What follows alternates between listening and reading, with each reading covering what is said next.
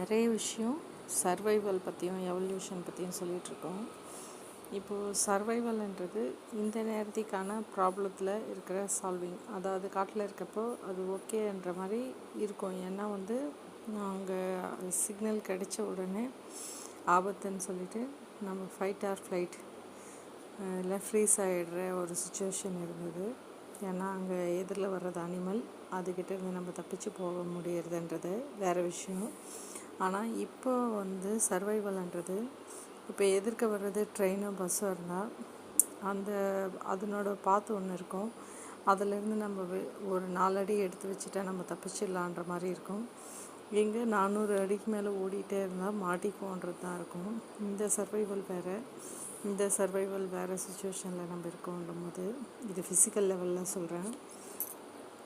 அப்போது நிரந்தரமான சர்வைவல் தான் எவல்யூஷன்ன்றது. இன்றைக்கி இந்த தற்காலிகமாக அந்த ப்ராப்ளத்துலேருந்து வெளியே வந்துடுறோம். ஆனால் நாளைக்கு அது இன்னும் சுற்றி பெரிய ப்ராப்ளமாகி வரும்ன்றப்போ இப்போ தப்பிச்சா போதும், அப்புறம் வர்றப்போ பார்த்துக்கலான்ற விடுறது சர்வைவல் கிடையாது. அதை கொஞ்சம் கொஞ்சமாக ப்ராக்டிஸ் மூலிமா அதான் லூப்பில் அந்த விஷயம் திரும்பி திரும்பி வரும்போது நிரந்தரமாக அதிலேருந்து வெளியே வர்றதுக்கான அறிவை கண்டுபிடிக்கிறதுக்கான வாய்ப்பு, அதாவது உள்ளே இருக்கிற ஸ்கில் இம்ப்ரூவ் பண்ணிக்கிறதுக்கான வாய்ப்பு, இல்லை வெளியில் இருக்க என்விரான்மெண்ட்லேருந்து விட்டுட்டு வர வாய்ப்போ நமக்கு தெரியணுன்றதை புரிஞ்சுக்கிறோம்.